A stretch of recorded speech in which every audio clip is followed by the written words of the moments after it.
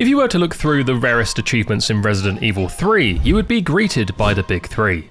Minimalist, I might need these later, and Dominator. Minimalist essentially making the item box Schrodinger's cat, I might need these later, banning you from receiving any medical attention, and Dominator, requiring you to get dominated by the game's hardest difficulty, Inferno. However, thanks to the Resident Evil item shop, you can quickly turn your loadout into something even Israel may deem as a war crime, making each of these achievements much easier to earn. Being unable to simply just enjoy video games anymore though, I sought to answer the question, can you earn all of these achievements without using bonus weapons in the same playthrough?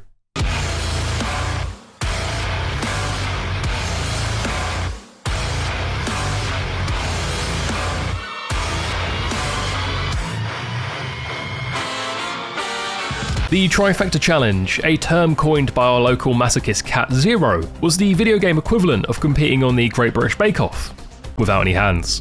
Dropping into the POV of Jill, we finally get an accurate depiction of what a single woman's apartment looks like, before being rudely interrupted by the oversized Oompa Loompa who would be haunting this playthrough. Going for these achievements one by one may be enough to induce piles, but doing them all at the same time was something I wasn't even sure was possible, due to the multiple points in the game where even one small mistake could softlock you out of completing the challenge. Quickly being evicted by Nemesis and making it outside to meet up with Brad, we retreat to Jack's bar, where a zombie gets served a fresh helping of human forearm. Leaving Brad, for now, we head back out to arm ourselves with our first pistol of the run and get presented with our first real test. You see, with the achievement I might need these later restricting me from using any healing items, that made this essentially a no-hit run, so Jill's ability to dodge roll was key to our entire strategy.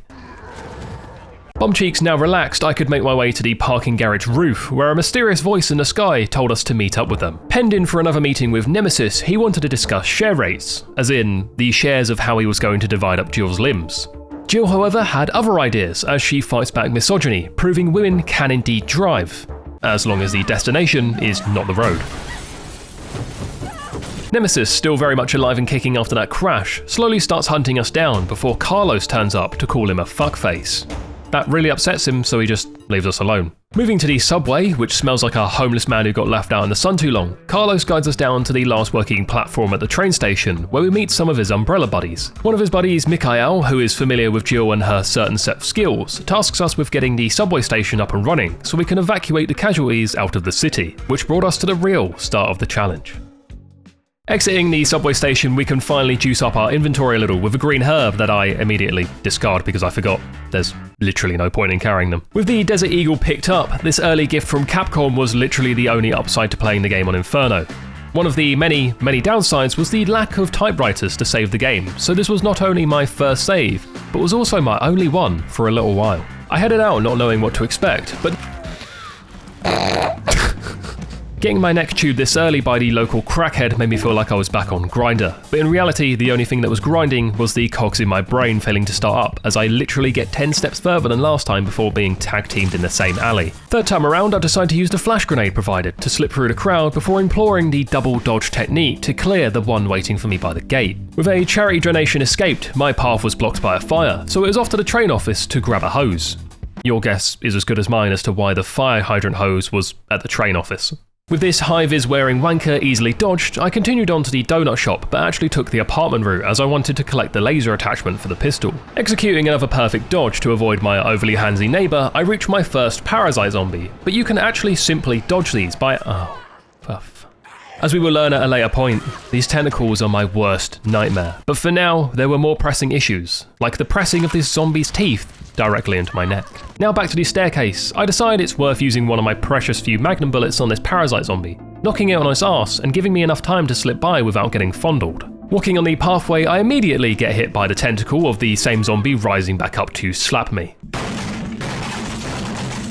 However, a single tentacle slap is actually okay, as it was one of the few attacks I could survive without having to load back to my last save. You see, in the RE3 remake, there are 3 health states: fine, caution, and danger. The tentacle slap, despite lowering my health from 100% to 80%, kept me in the threshold of fine. As long as you stay in the fine health threshold, it has no effect on your movement speed, unlike being in caution or danger. Entering the train office, I grab the 8-foot hose that Jill puts somewhere, and head back to the alley through the donut shop. Spraying down this fire with enough force to be uploaded to an adult website, we had made it to the bolt cutters, and more importantly, our second save point. A save point I would be returning to far too many times. Bolt-cutting our way through to the next room, Nikolai quickly demonstrates that health insurance is not one of the employee benefits at Umbrella. Training was necessary in my preparation for this challenge. While the zombies ate, I trained. While they drank, I trained. And one of the important skills needed was mastery of Jill's perfect dodge mechanic. And mastery, I didn't quite have. I could perfect dodge most enemies in the game, most attacks in the game. However, the parasite zombies and their tentacles was something I could not dodge. Oh well, fuck me, I guess. Yeah, fuck me. And it just so happens that waiting for me around this corner behind a gate was 4 parasite zombies flailing their tentacles as soon as I went to walk past.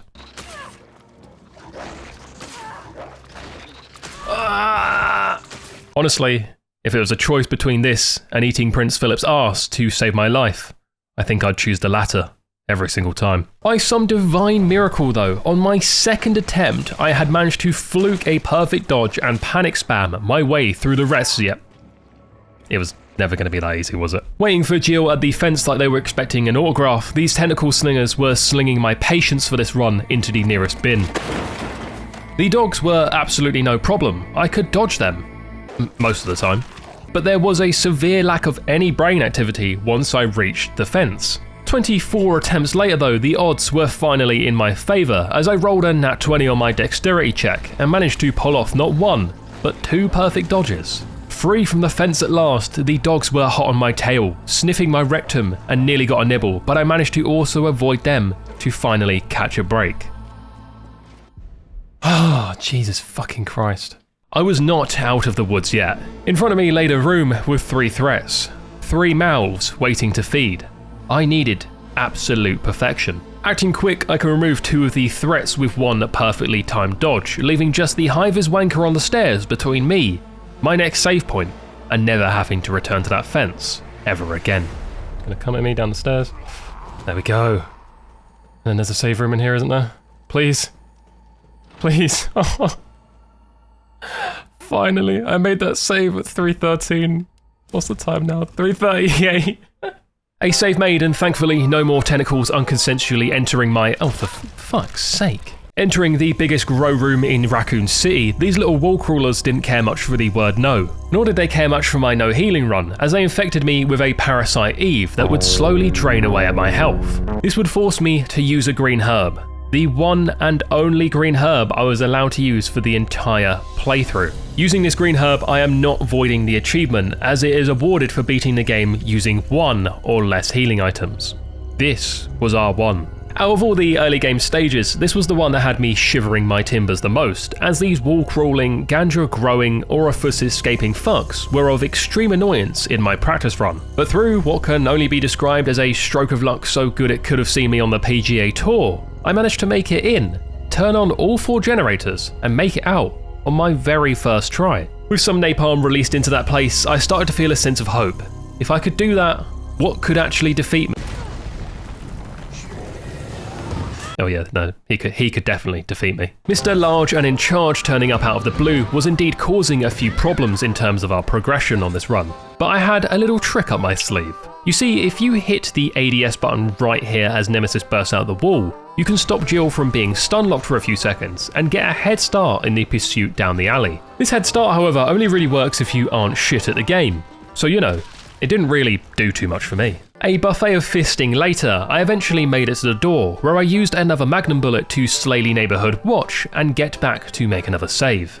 Thinking I had left Nemesis behind that door, the reality of the situation was, my problems were only just getting started. It's you! It's you! Making a break from the save room to the donut shop, with power now restored to the train control station, I could punch in the correct route before heading to the staff room to grab a shotgun and grenade. All I needed to do now was double back through the donut shop and make my way through the subway station. That sounded quite simple, but when you add the element of a nemesis roaming these streets, along with countless zombies, you had the perfect recipe for homemade white phosphorus. If I wasn't making it out the donut shop, it's because Nemi had decided to get an early dose of fisting. If I made it out of the train station, well, Nemi decided to follow me home and deliver my fisting on the way. If by some miracle I actually managed to avoid Nemi altogether, I still had the unfortunate reality of being a woman trying to walk home after dark, so of course there was a police officer waiting for me. Even more embarrassingly, I sometimes didn't even make it to the donut shop, as the zombified corpse of Anthony Kiedis was waiting by to get a piece of chill.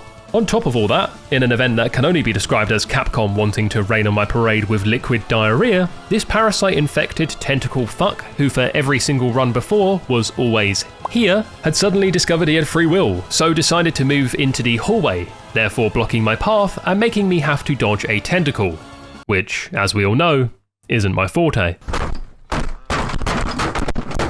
While most people slowly got better at something the more they did it, I was not like most people.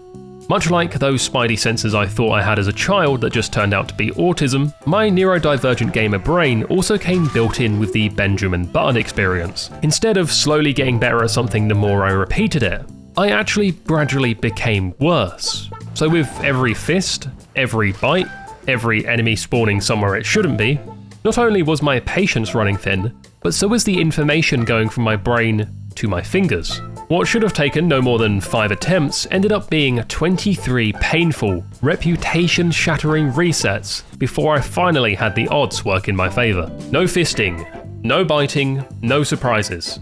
It all fell in place for me to finally get back to the subway station unscathed, until I turned the corner and came face to face with my sleep paralysis demon. Fucking tentacles, man! It was almost poetic. Was there a more appropriate way to end my time on the streets than receiving one last tentacle? I checked my health to find out that I was still in the fine health state. So I cautiously made a save and continued on my path to my most feared section of the game yet. If reform voters gained IQ for every person that liked sewer levels in video games, they'd still have 0 fucking IQ. There were 3 specific sections in this game, excluding boss fights, that all felt like they had the potential to be run-ending segments. The sewers was the first of those 3. In my hardcore run before unlocking Inferno, the sewers was my worst nightmare. Not only did the hunters that looked suspiciously like your mum call this place home, but it was also home to a load of tentacle zombies. I could just resort to shooting them, but that would use ammo, and with 2 back-to-back boss fights with Nemesis coming up, I needed to preserve as much ammo as possible. It's safe to say I was shitting myself at the thought of how long I was going to be stuck in these sewers for. Not that shit would be unwelcome down here. With a total of 4 hunters trying to give me an intense rimming, I made the all-important save and got to work. Hunter 1 makes itself known around this corner, where you have to be quick to dodge its attack because Hunter 2 is right behind you, ready for back shots. With 2 perfect dodges right off the bat, Hunter 1 escaped and the battery secured, I was off to a good start. But that was the easiest part. Next up around this corner, I not only had to contend with Hunter 2 making a return, but there was also the case of the 2 tentacle fucks. Hang on a minute. That was the hardest part done. So now all I had to do was bait Hunter 3 back towards me to give me enough room to perfect dodge past.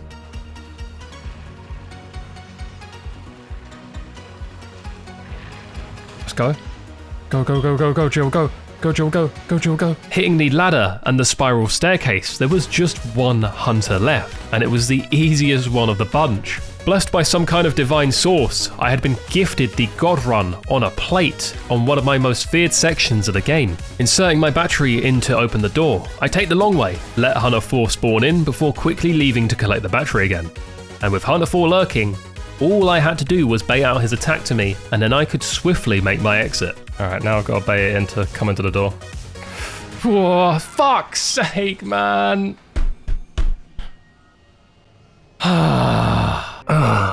The choke of all chokes. I had failed at the last hurdle. After a quick VAR check, we can actually see that I was absolutely robbed, as the hunter did not even come close to touching me. But that didn't matter. Capcom could write me an apology letter, acknowledging the error, but it would make no difference on the end result. The result of me choking the God Run. And so, what I had said earlier about me slowly getting worse at things had come to fruition once again, as I spent what felt like the rest of my waking hours getting acclimated with the hunter's digestive system. It didn't matter who it was, Hunter 1, 2 or 3. They all had a slice of the Jill pie I was offering up. Even the tentacle zombies got involved, because why the fuck wouldn't they? Not only could I not get past the sewers, but I couldn't even get close to stringing something together like that first run. Why does that one fucking attack me? I don't get it. I don't understand. Why? The fuck? On attempt 46 though, something happened. I managed to get past Hunter 1, 2 and 3. Hunter 4 was once again lying between me and a Nemesis boss fight. And as weird as it might sound to want a boss fight, there was nowhere I would rather be right now than face to face with that oversized prickstick. Learning all my lessons from the previous 45 meetings, I would politely decline the arse eating from Hunter 4 to finally make it out of this suit. Hello, Nemi. Never happier to see Nemesis in my life. I still hadn't actually made it to a save point, so all my hard work could still be reset. I made one of the most nerve-wracking dodges of my entire life, pulled out my shotgun and blasted it in this young man's face. And now all I had to do was just run, and not fail the scripted Nemesis chase sequence. Climb, climb, climb, climb. Tybriar, please. Tybriar. Woo! Oh my god.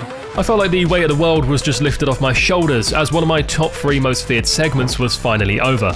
I had, however, made a huge mistake in the sewers that would come back to bite me in the arse later. For now though, it was time for...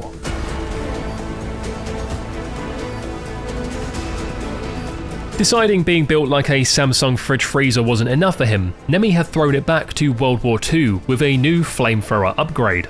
Unfortunately for him though, this upgrade was actually going to be his undoing in this boss fight. If you begin the boss fight with a magnum shot to the face, then underhand a grenade before closing the distance to dispense some buckshot into the combi boiler attached to his back, you can down him before he can even make a single move. Now to finish out the boss fight, all that was left to do was time another grenade as he was getting back up and have one more magnum shot to the... I don't think I timed the grenade right. Repeating the same process, and this time actually timing the grenade correctly, I put 2 magnum shots into his face before he collapses for good. With the next save point not being until I made it to Kendo's gun shop, I was going to have to make it through this street full of zombies without getting my face eaten. Luckily for me, they all appeared to be strung out on a street level heroin, as I had not seen this many docile Resident Evil infected ever put into a game. So there was no way anyone could actually die here. You dickhead, man, I fuck. Awkwardly seeing Nemesis again, like saying bye to someone only to end up walking in the same direction, I quickly serve him another flame-grilled meal before making it to Kendo's gun shop without dying this time. Another save was made, more tension was relieved, but unfortunately, the stress was about to get a whole lot bigger, as I had now finally realised the mistake I made down in the sewers. You see, the 46 attempts it took me to master that place had indeed rotted away at my brain, with my only priority being to escape. However, I did have another mission down there, to grab the inventory pouch. On a normal run, missing a pouch that gave us 2 extra inventory slots was not an issue, because you could just juggle your items in the item box. But I was banned from ever opening the item box unless I wanted to void this entire challenge. So grabbing the shotgun upgrade, which was essential to our success in Kendo's, was about to get a whole lot more testing, because this took the shotgun from taking up 1 inventory slot to 2. Really, I needed to go back and grab that inventory pouch because I may now be soft locked out of completing the game due to not being able to pick up enough ammo. But as with most of my problems, I thought, that's a problem for future George. I'm going to try and figure this one out. Discarding my grenade and explosive rounds for now, I made my way through the apartments. Nemesis does once again make himself known, and in what seemed to be his answer to every problem in his life, he had once again decided to go and get a bigger gun. This time he wasn't trying to fist us with 18 inches of flesh, he was trying to launch a rocket-propelled grenade into the small of Jill's back. Preferring a man with a gentler touch and more hair, Jill tells Nemesis, not even if you were the last man on Earth. Nemesis taking this rejection about as well as a PS5 takes being unplugged from the mains, he opts to release his anger out on the nearest oversized minority. Capcom apparently being really big fans of Indiana Jones, I make quick work of this plastic boulder and make my way back to the subway to join up with Carlos. Nemesis still in hot pursuit, Carlos makes the executive decision to unload his AR into a truck containing thousands of litres of diesel. Separating with this aura-farming moron Carlos in the subway as he and Tyrell are tasked with finding a doctor at the RPD, Jill catches the train out of here with Nikolai and Mikhail. It's not long though before the ticket guard arrives to inspect the legitimacy of our transport. Nikolai, remembering from earlier that Umbrella does not provide health insurance, decides to get himself out of there. However, Mikhail, selfless as ever, decides to detonate the C4 he ate for breakfast this morning, sending the train careening off track.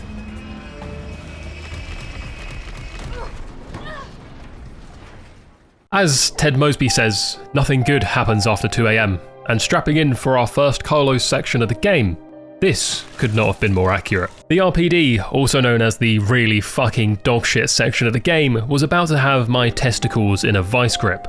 Nailing Brad hard enough he'll need to claim disability welfare, we enter into the iconic location for our Leon Kennedy first day experience. Only my experience here would feel less Leon Kennedy and more of a packet of bagels in a single man's apartment with how much I was about to get fingered. I don't even know what that means. Why is that in the script? We were tasked with making our way to the STARS office, which unfortunately took us on the Resident Evil equivalent of a ghost train. Only the horrors here were real and ready to eat me. Our route for the ghost train was as follows: run down this hallway, sniff the dogs of the hanging man, shoulder tackle this fella, and keep on running past the liquor and police officer. Unlock the cupboard door and not shoot anyone in here because I need the ammo for later on, and I can't actually tell you the rest of the route because this lad mistook Carlos for a Krispy Kreme donut. In fact, many of the individuals here began plunging their teeth into Carlos at will. The door trick to skip the liquor and police officer just stopped working, so the boarding police officer got his fair share too. What are you doing, you fat cunt? Even when it wasn't the police officer, the liquor or Krispy Kreme man taking a bite though, it was the paraplegic going for my ankles. My life for my first few attempts in the RPD was basically living in a bacterial pond of hepatitis C. Eventually making it through the Krispy Kreme hallway, I was not done surviving the horror of this survival horror. Heading upstairs, I grabbed a key for the storage room, which I'd have to double back through to the hallway to get down to. Except the cancer of this hallway had now spread to stage 4. There was now 2 liquors lying in wait, waiting to give Carlos the 2-for-1 arse cleaning special. All of these elements combined meant that I was stuck in the RPD for over an hour, which saw the health count of anything within a 5-foot radius of me take a significant hit. Fucking... I decided I was not skilled enough to do this without using any ammo. It was time to channel the way of my forefathers. A little hard given that Carlos was South American, but still, a gun's a gun, and I was about to show these zombies that this was America. Lining up this police station like a fireworks display, I made quick work of everyone around, including the liquors. Going all the way back to Tyrell to make a save, ensuring I never have to sit through that toaster bath inducing gameplay again, I grabbed everything I needed to blow some dudes in the locker room. With a C4 that is. This massive hole in the wall summoned every zombie within the RPD to come and check it out, and so this is why I needed all my ammo. But luckily with the added time that I had taking out all of these zombies, I managed to scavenge the RPD for as much ammo as I could possibly find, and that combined with some carefully placed shots, I had just enough to survive it. Or so I thought. No, not the fucking pale head, man! Nearly loading my most recent save, I decided to say fuck it. This is my MJ flu game. Continuing on, I flash this pale head and make it past the liquor to get to the STARS office on extremely low health. Tyrell comes in to tell us... Wait a minute. If Tyrell got here from the entrance, then why the fuck did I have to suffer through all that for the last hour? Tyrell, you said this was the only way to get to the STARS office, you little four-eyed fuck. Back with Jill post-train crash, I'm immediately hit with a new inventory dilemma. At this point, the game is generous enough to supply us with the grenade launcher and various different ammo types for it, but I had one big problem.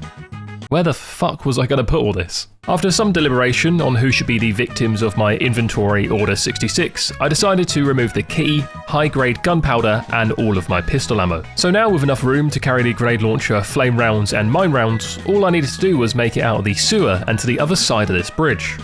There was just a big problem laying in between that.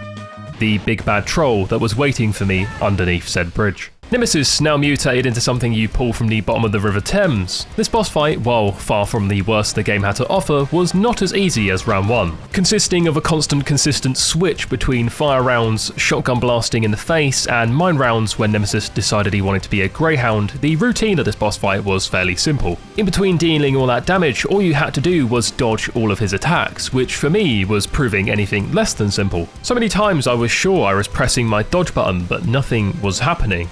I'm not sure if the brain rot had started to take over, I wasn't feeling particularly itchy or tasty, but something wasn't quite right here. A boss fight that should have been over in 5 attempts was easily carried into a number over 10. I was beginning to theorize that my controller, and more importantly, my RB button, was beginning to die on me.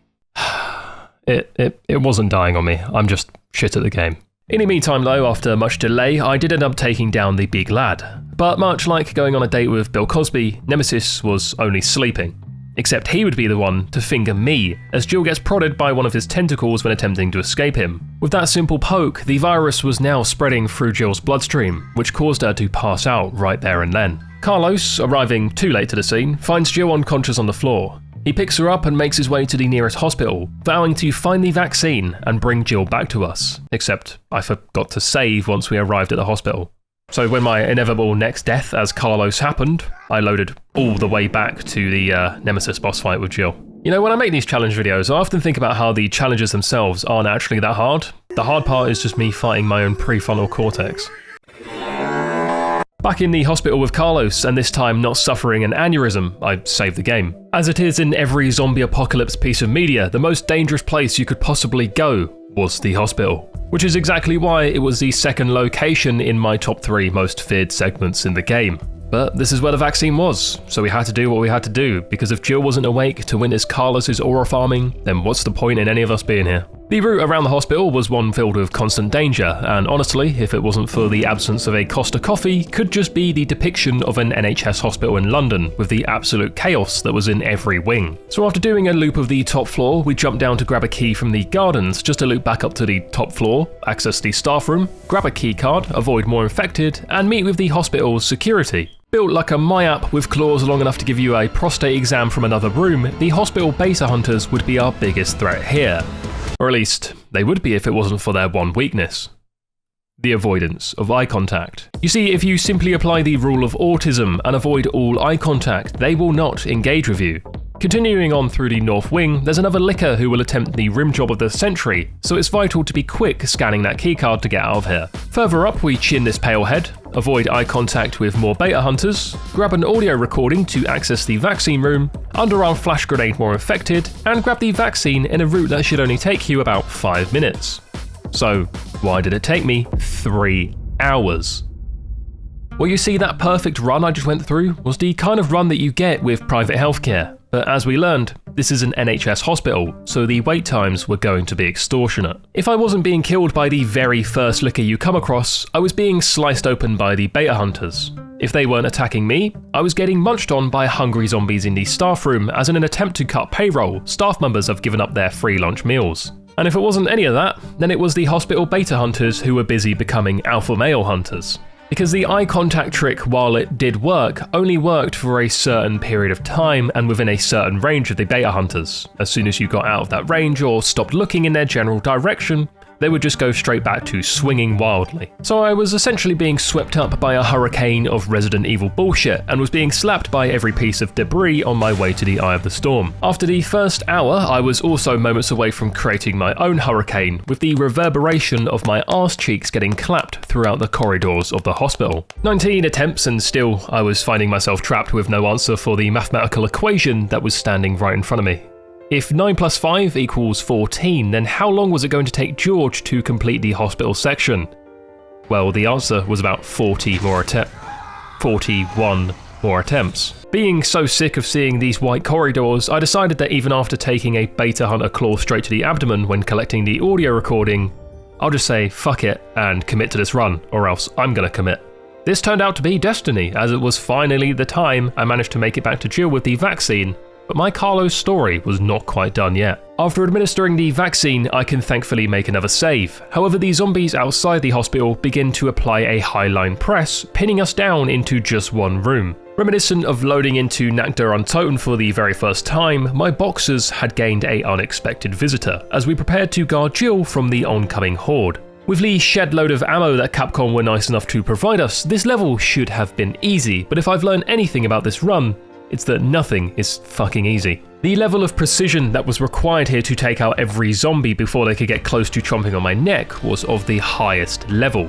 I had to learn every single zombie pattern, every window entry, and most importantly, target priority. If I let even one of those things slip, it was very easily going to turn into me getting completely overwhelmed by these new visitors and dying. Which definitely didn't happen multiple times. A little over an hour of attempts later, I was closing in on the end of the horde, blasting my last few AR rounds. I got hit a few times by the tentacle fuck, but that no longer mattered as this was my last Carlos section and I didn't need to save any more health. Pulling out my last resort, the pistol, I had just enough ammo to slay the final 2 zombies and move on to the last segment. All I had to do was plant a bomb and hold out for 30 more seconds. And let me tell you, my arse was clenched so tight, I think I could have mined for diamonds. Okay. 30 seconds. 30 seconds is all I gotta do. It's flashed. I'm just gonna stand here with this flash. And if anyone comes around this corner, they get flashed. And if anything more happens, I don't know what else I can do. Please, please, please leave me alone. Please leave me alone. Please die. Thank you. Alright, we're good. 4 seconds. No, please. No, no, no, no, no, no, no, no, no, no. Leave me alone. Leave me alone. Woo! Oh my god. Thank Christ that's over. Back in the driver's seat as Jill Valentine, I was playing for all of 5 seconds before I took the first wound of what would prove to be my death by 1,000 cuts. Waking in the hospital bed, we are gifted the burst pistol, an absolutely essential weapon for later on in the run. However, due to my earlier mishap of not grabbing that extra inventory space, I physically did not have the room to put it anywhere in my bag. I needed everything and couldn't discard the lockpick until the next save point. All hope was not quite lost yet though, as there was a golden ticket of another inventory pouch waiting for me underneath the hospital. Off I went to venture downstairs, where once again we see Resident Evil stretch the boundaries for what is architecturally possible. While down here, I'd have to grab 3 fuses needed to power a lift, all while dodging the various workplace hazards on display. Once the fuses were secured and the elevator was powered up, I couldn't yet move on to the next save point, as I'd have to double back on myself, grabbing the inventory pouch and then going all the way back the way I came to grab the pistol. That was all right after Jill lays back in the hospital bed to recover from the spinal reconstructive surgery, of course. So the fuse run had the potential to be a place that I was stuck for another 3 hours, but honestly my biggest issue here was the fucking palehead waiting to pounce on me like he was selling the big issue.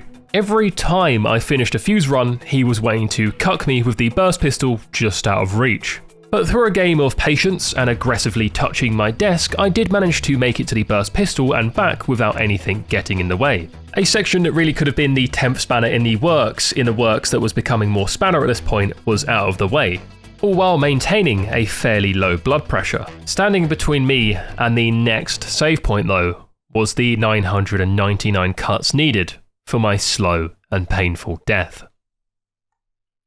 Coming in at number 1 on my top 3 sections that were making excrement leak out of my bumhole was the vaccine production. We start off by escorting an already injured Tyrell to the medical wing, but he was instead quickly escorted straight to the afterlife by a returning Nemesis. Stopping Nemesis by using his only weakness, functioning doors, we now had one mission: synthesize a new vaccine and get out of Raccoon City alive. The synthesizing of this vaccine though would prove to be a mission that would synthesize a tumour on my brain. First things first, we'd have to grab a USB flash drive with 64GB of Nikolai's favourite interracial gilf porn stored on it, along with the passkey for this locked door. Inside the locked room was the first part of the vaccine. On the stairs up, we dodged a palehead, dodged the crackhead in a K-hole on the floor, and used my last 2 mine rounds to get back down the stairs. Then stopping this absolute hellish mutation of a palehead combined with a tentacle slinger combo with a shotgun round to the head, we'd then head down more stairs to find an area where the beta hunters were being produced. Taking the short lift ride up another floor, we'd make it to a room with the other part of the vaccine in. The only thing was, guarding this room was 2 paleheads and 2 tentacle lads.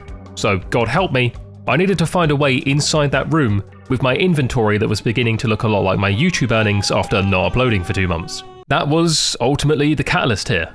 I had no guarantee of making it to that final room. A mistimed dodge here and there, a zombie not having the correct pathing, any of these things meant I could, and was very easily taken out multiple times before I'd even reached that final room.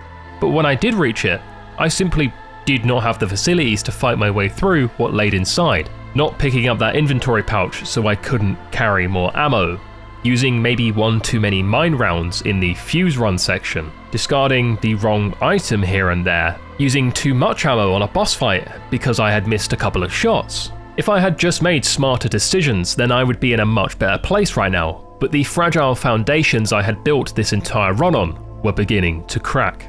Even on the couple of rare occasions where I made it through that nightmarish gaggle of crones, secured the vaccine and went back down the lifts, I was greeted by the once sleeping beta hunters. With pretty much no ammo left, my fate was sealed. Every single time. This whole situation and everything in this area combined saw me down here for 5 hours. 5 hours and I had not seen a new save point. 5 hours and I had not even been close to synthesizing this vaccine. 5 hours and I was starting to lose hope on the run. I was in way too deep at this point to put the controller down and never come back, but I was starting to be hit with the reality that I may be softlocked. The only way I could possibly get myself out of this hole was to load all the way back to the sewers and pick up that extra inventory pouch so I'd finally have enough ammo to make it through this section. That would mean repeating both of the hellish Carlos sections again, the Nemesis boss fights again, the fuse run again.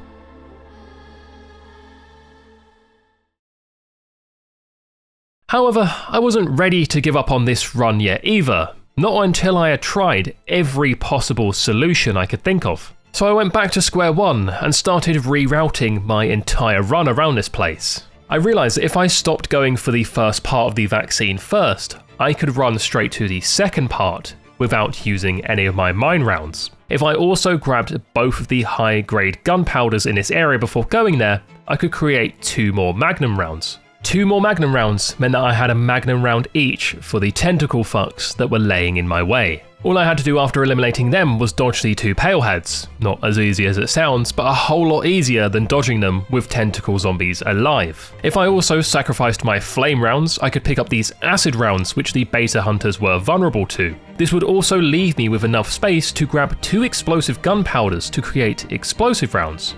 That should allow me just enough ammo to make it through the paleheads, through the beta hunters, back up the stairs to the other part of the vaccine. With an explosive round left, I could get back down the stairs, and maybe, just maybe, I could finally create this bloody vaccine.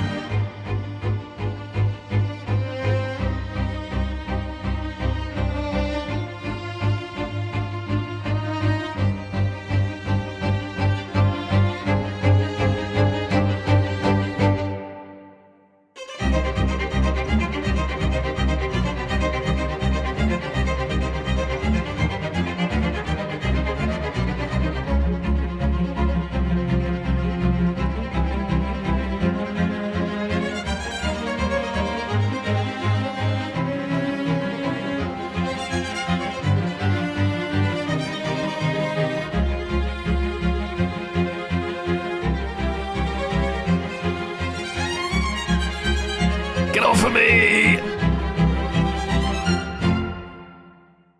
Back by popular demand, Nemesis came back as nasty as he can. With the earlier fisting not being successful, he had arrived with a new style. Welcome to the realm of circumcised Nemesis. Bigger, stronger, Jewish, circumcised Nemesis was not a man to be messed with. However, much like a 24-story block of flats in North Kensington, circumcised Nemesis was indeed weak to fire damage. Combine this with the remaining of my shotgun ammo being dumped into his swollen head and my last magnum bullet, and I had enough resources to defeat him. Actually defeating him though was proving to be a bit of a pain in the arse, as the added challenge to this boss fight was the zombies circling Jill like sharks ready to feast. The amount of deaths I suffered here, due to being stealthed from behind, had me feeling like I was in an arena with 10 Ezio Auditores. The other worry was, despite being stocked up on ammo before the fight and in the arena, not only was this place not wheelchair accessible, but Nemi was eating my ammo like it was a bowl of nails for breakfast, without any milk. But if there was anything I learnt over these last 10 hours, it was that patience was a virtue. And after learning the spawn routines of all the sharks, mastering the dodge of Nemi's forehead, and knowing exactly what ammo to use and where, I became the nails in the cereal bowl. With no shotgun ammo, no magnum ammo, one flame round and a loose handful of pistol ammo left, circumcised Nemesis was destroyed. Carlos landed the killing blow thanks to a right hook from the JCB. Nemesis proceeded to melt away in that sewage water pumped directly from the River Thames.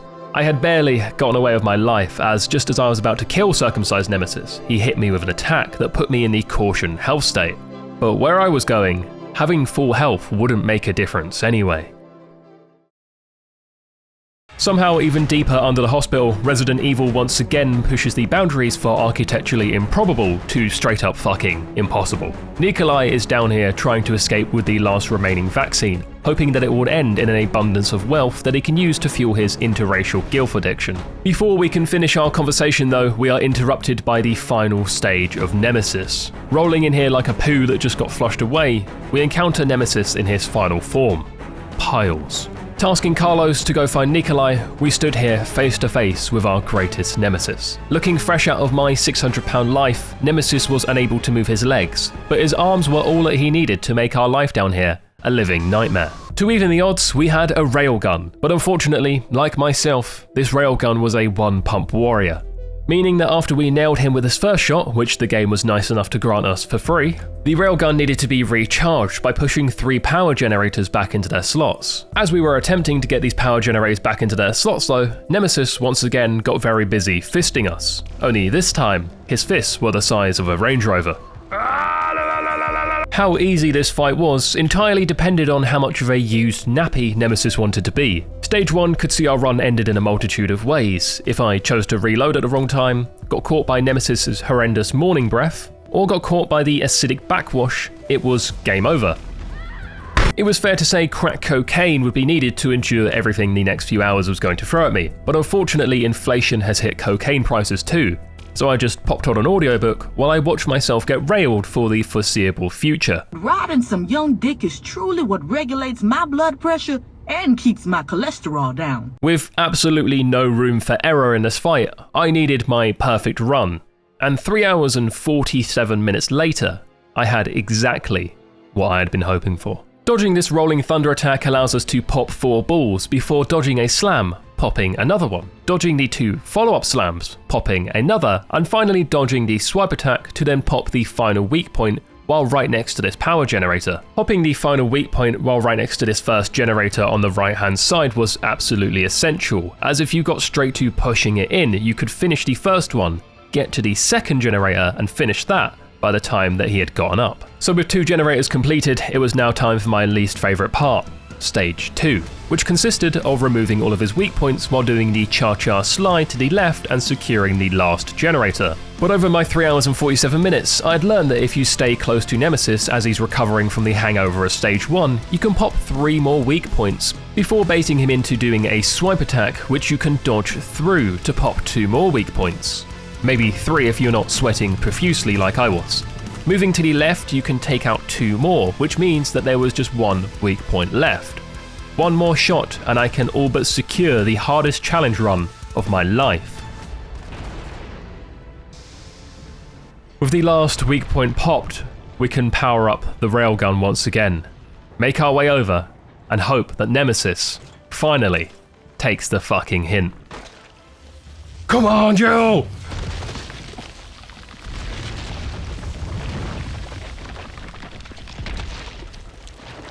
Shove that thing deep in there.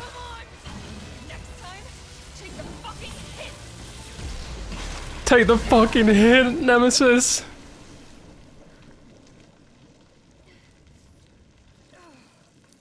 With a hole blown through the facility that looks a lot like my toilet roll after a 2 AM kebab from that place with the 2-star hygiene rating, all I had to do now was make my way up the elevator and land 1 final shot. To say that my heart rate was powerful enough to cure worldwide erectile dysfunction was an understatement. I had essentially completed the challenge, but, and it's a big but, I could still cock it up by missing this last shot on Nikolai. And you might be thinking, who would do that? Well, on my nightmare run, I did exactly that. I was so nervous for that shot, I didn't want to mess it up. With that, my Resident Evil 3 trifecta challenge was done. I had proved you can beat the game without healing, without using the item box, all while on Inferno difficulty. Woo! 481 depths! Oh my god, beat the game on Inferno. Achievement unlocked. Minimalist. Complete the game without opening the item box. And there should be one more waiting for me. One more achievement. I might need these later. Complete the game using one or few recovery items. With 481 deaths, 15 hours, 37 saves. Done it. As with Raccoon City, as with Resident Evil though, the next hardest challenge was always there, waiting around the corner, pulling you back for one more run.